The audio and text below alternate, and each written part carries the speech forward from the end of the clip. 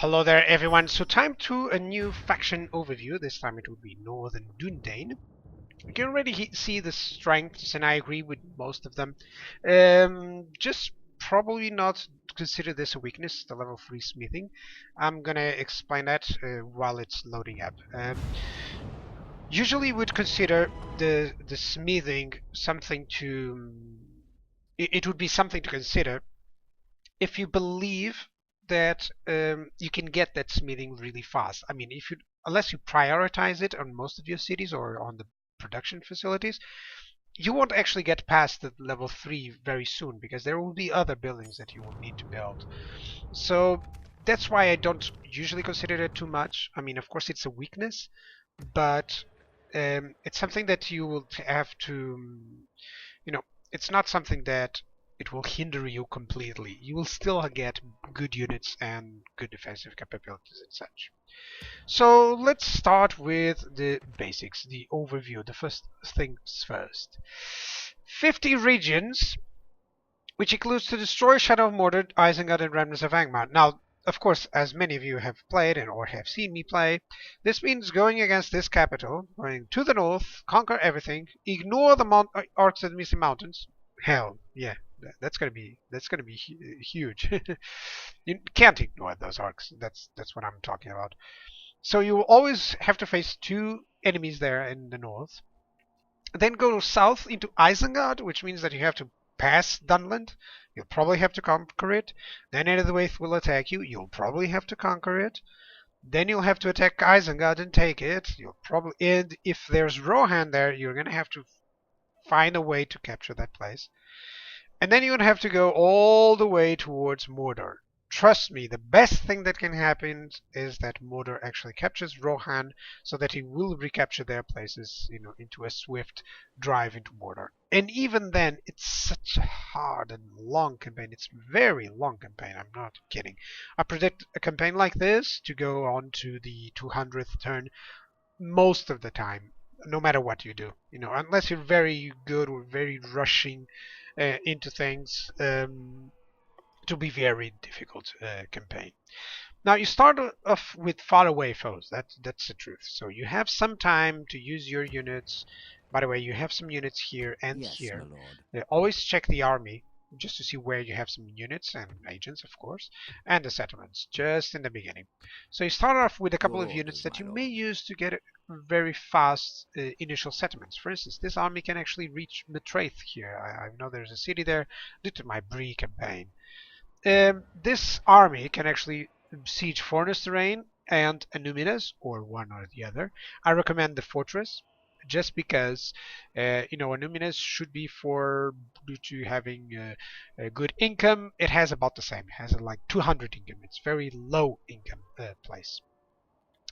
So this is also one of the worst situations about Dunedain. They are so spread out.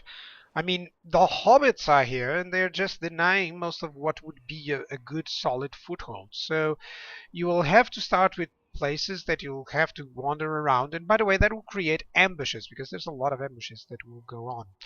So decision making in the early game is about the early captures and how many units you can actually afford. You will have very, very, very few units in the beginning. Now, in terms of military, you do have a good thing. You have this Dunedain encampment that provides mostly all of your units. It provides basically everything. It gives you some public order, and then it provides the million infantry, the medium archers, the medium cavalry, the pikes, the medium spearmen, scouts, the light cavalry, the heavy cavalry, rangers, which is kind of like the heavy archers here. So everyone, it provides just with one building, and its upgrade just provides the next tier of units. I'm going to show them. Hang on a second, guys. Where are we? Where are we? It's not the woodland camps. By the way, of course, we have lumber, so you can produce some units there. So you get the Tharbit Breach.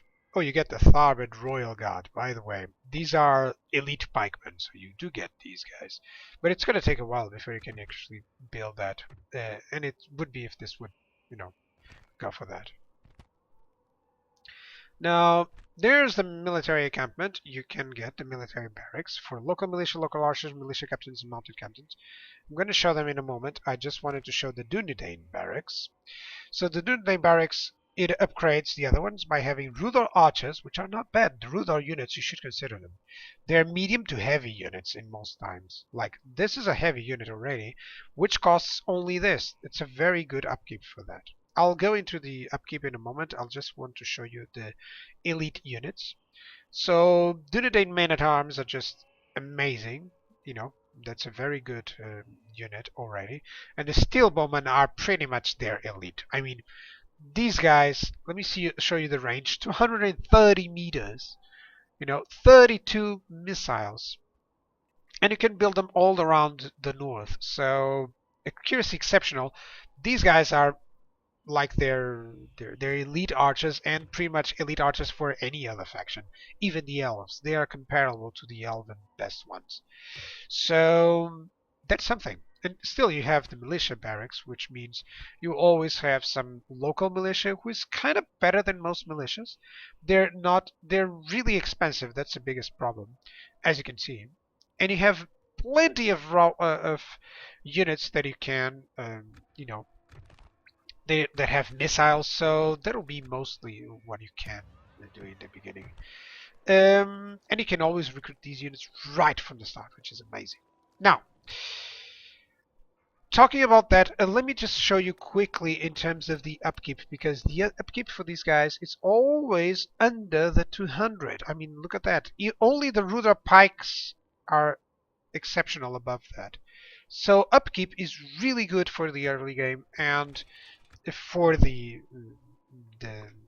late game, it's kind of standard. You won't have a lot of units that cost too much upkeep, but it's actually good news because finances are, in those words, are the worst finances that I've seen so far in terms of the campaign.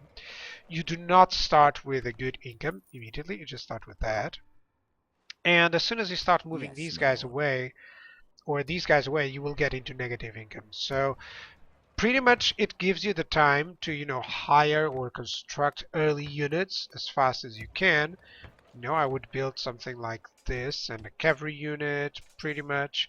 And that's all the income that you can. But right now, afterwards, this money will actually be, helping you out not to get bankrupt. So you will need to capture a couple of places as fast as you can, and probably, as you've seen, we have to go against Angmar, but probably Dunland will become annoying. I mean, look at the proximity between their usual initial settlements that they capture and Fanastrunin. Also, the Orcs of the Misty Mountains are very close to you, so it's a very hard campaign in the early game. If you can survive it, of course, then you'll be in a good place. So it requires conquests. The finances require conquests. And then the only good thing I would say, although you do not start with any agents, you can build them, but you do start with very good generals. I mean, Aragon, of course, Arafor, Halbarat, and Hirvigil, they're always good. Arafor does not have any loyalty, so do not consider sending him in any of those. He's actually a Dunedain bodyguard, so that's kind of fine. So let's put him back in. By the way, you have very lousy mercs until later on, where you can get some Rudars and stuff. I just wanted to show you that most of these guys are Dunedain bodyguards, which is really cool. I like the archer ones. The cavalry ones are the most useful, but the archer ones, I mean, you have the Dunedain steel bowman with this guy. It's just amazing. I would honestly do this. Just recruit this and go straight away for Matraith there and just siege it. Hopefully they will sell you out so that you can capture the place. And of course you start with Chieftain Aragon, which is this amazing unit of the Grey Company.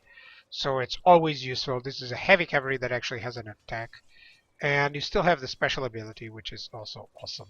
Less combat effectiveness. It's actually really cool.